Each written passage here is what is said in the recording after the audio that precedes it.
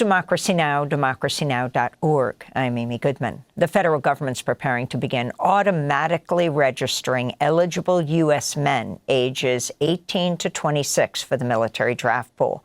The U.S. hasn't had a draft since 1973, but it still maintains a registry of eligible men in case the draft is restored.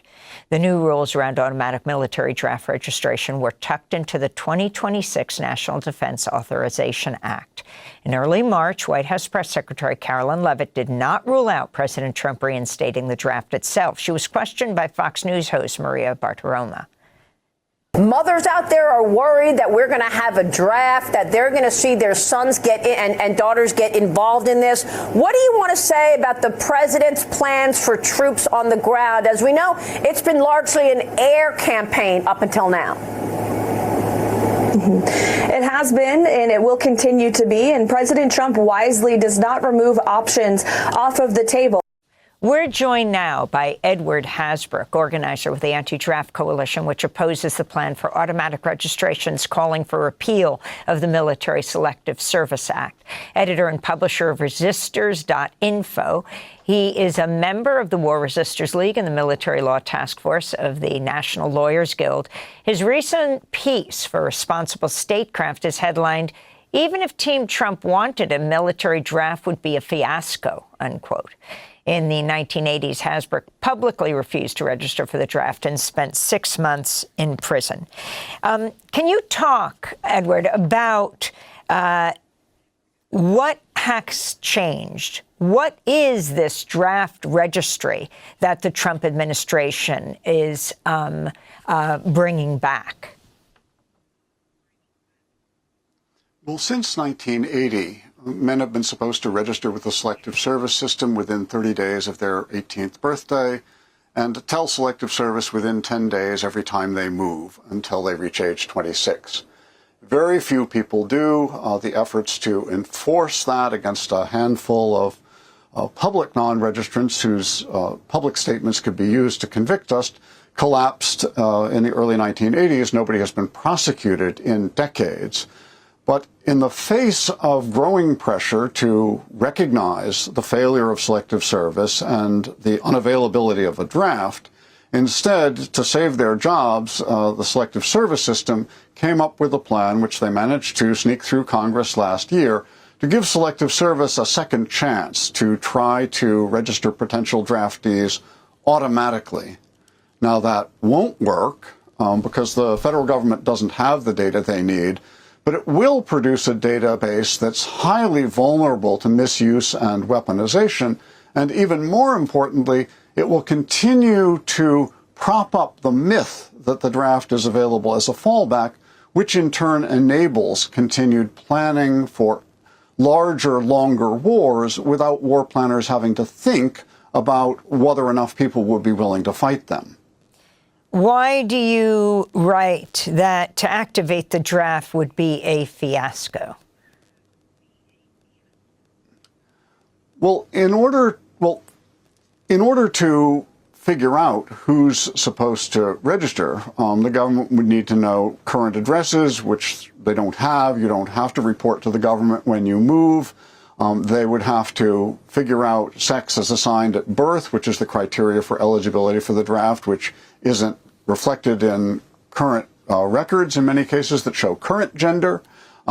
They'd need to know the names and mailing addresses of every immigrant, including undocumented immigrants who clearly aren't included in current federal databases.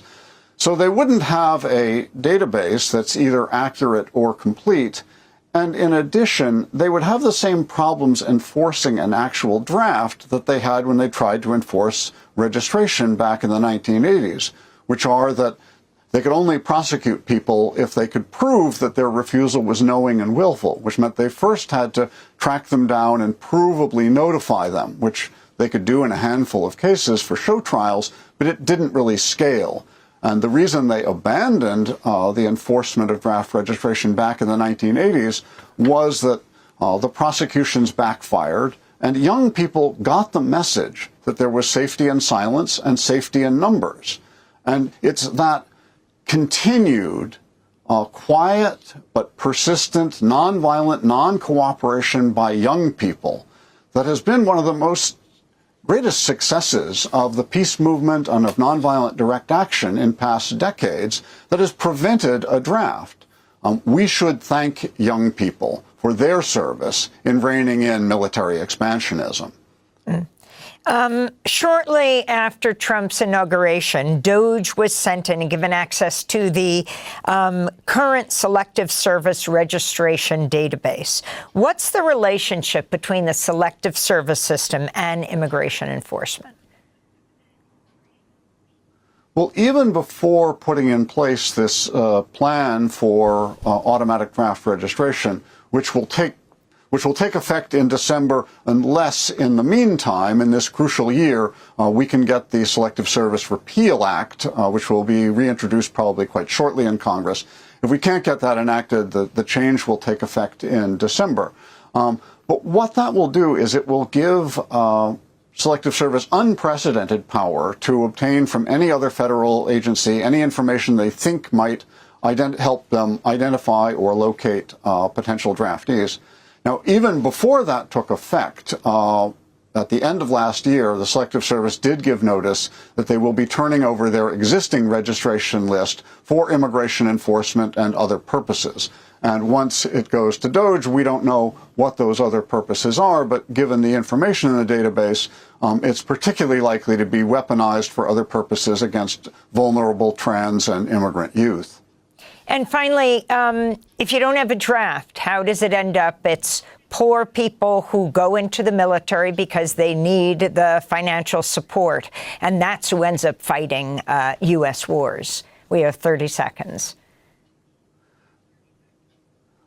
I think the important thing is to take the draft off the table, remove it from the arsenal of war planning, which, by forcing the government to confront the question before they make wars of whether enough people will fight them, actually constrains wars before they happen, as opposed to fighting an anti-war movement after they're on.